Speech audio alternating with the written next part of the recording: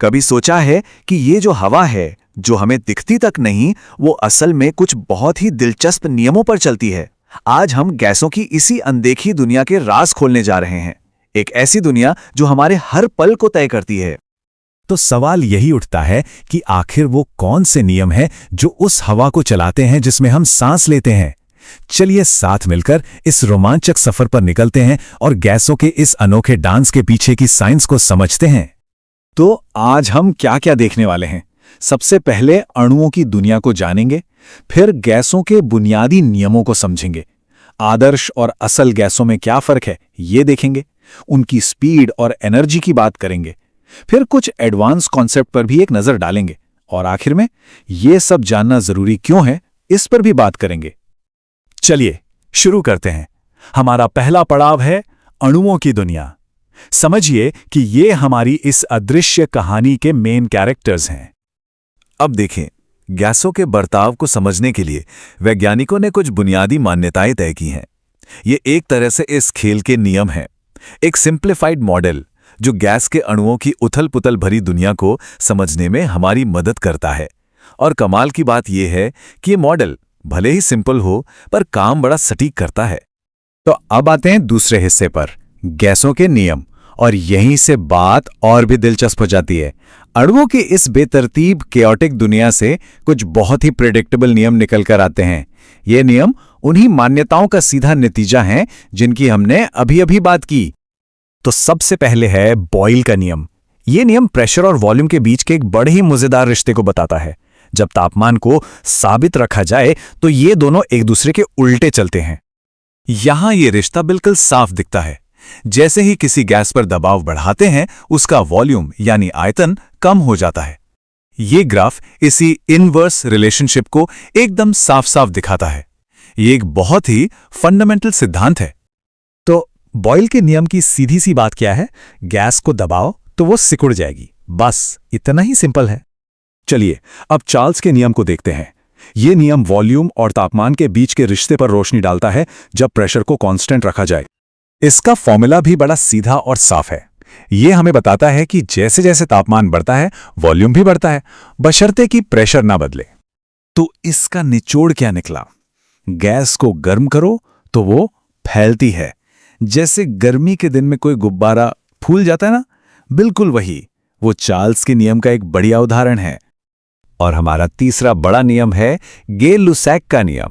यहां पर हम वॉल्यूम को कांस्टेंट रखते हैं और प्रेशर और तापमान के बीच का रिश्ता देखते हैं। इसका एक बहुत ही प्रैक्टिकल एग्जांपल है। सोचिए, गर्मी में सड़क पर चलती कार का टायर, अंदर की हवा गर्म होती है और क्योंकि टायर का वॉल्यूम तो लगभग उतना ही रहता है, अंदर का प्रेशर बढ़ जाता है। यही तो है गे-लुसैक का नियम। अच्छा, अब आते हैं तीसरे भाग पर, आदर्श बनाम वास्तविक गैसें। अब तक हमने जो भी मॉडल देखे, अब वक्त है उन्हें असल दुनिया की कसौटी पर परखने का। तो फर्क क्या है इन दोनों में? देखिए, एक आदर्श गैस या आइडियल गैस एक थ्योरेटिकल कॉन्सेप्ट है। उसमें यह माना जाता है कि अणुओं का अपना कोई वॉल्यूम नहीं होता और वो एक दूसरे पर कोई फोर्स नहीं लगाते। लेकिन असली दुनिया में ऐसा नहीं होता। असली गैस के अणुओं का अपना साइज भी होता है और वो एक दूसरे को खींचते भी हैं। और इसी वजह से असली गैसें इन आदर्श नियमों से थोड़ा अलग बर्ताव करती हैं। तो फिर वैज्ञानिक इस फर्क को कैसे संभालते हैं? इसके लिए है वैन डर वाल्स समीकरण। इसे एक मुश्किल फॉर्मूला की तरह मत देखिए। ये समझिए कि ये एक चालाकी भरा सुधार है, एक करेक्शन है जो आइडियल गैस लॉ को असली गैसों के लिए ज्यादा सटीक बना देता है। इसमें अणुओं के असली वॉल्यूम बी और उनके बीच के आकर्षण ए को भी हिसाब में लिया जाता है। अब चलते हैं अपने चौथे हिस्से पर, गति और ऊर्जा। चलिए वापस माइक्रोस्कोपिक लेवल पर चलते हैं और देखते हैं कि इन गैस के नियमों के पीछे की असली ड्राइविंग फोर्स क्या है, अणुओं की हरकत। देखिए, किसी भी गैस में सारे अणु एक ही स्पीड से नहीं दौड़ते, इसलिए उनकी एवरेज स्पीड बताने के लिए हमें अलग-अलग तरीकों की जरूरत पड़ती है। पहला है वर्ग माध्यम मूल या आरएमएस स्पीड। यह अणुओं की स्पीड का एक स्टैटिस्टिकल मेजर है। फिर आती है औसत गति। यह बिल्कुल वैसा ही है जैसा नाम से लगता है, सारे अणुओं की स्पीड का एक सिंपल सा एवरेज। और आखिर में है सबसे संभावित गति। ये वो स्पीड है जिस पर गैस के ज्यादातर अणु चल रहे होते हैं और इन तीनों में एक साफ रिश्ता है। आरएमएस स्पीड सबसे तेज होती है, उसके बाद औसत गति और फिर सबसे संभावित गति। तो यहां से हमें क्या बातें याद रखनी है? बस दो चीजें।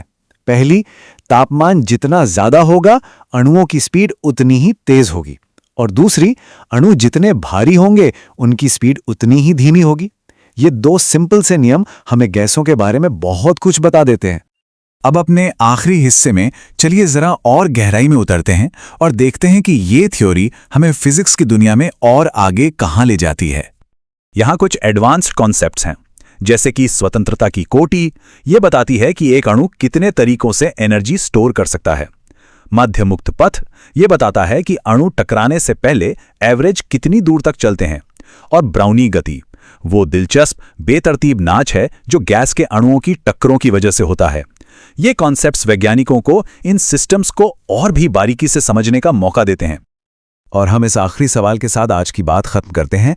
अगर हमारी ये जटिल दुनिया असल में अनगिनत छोटे छोटी कणों से बनी है जो बहुत ही सरल नियमों का पालन कर रहे हैं, तो ये जटिलता की प्रकृति के बारे में क्या कहता है? क्या ब्रह्मांड के सबसे बड़े राज सबसे छोटी चीजों में छिपे हो सकते हैं? सोचिएगा जरूर। हमारे साथ जुड़ने के लिए धन्यवाद।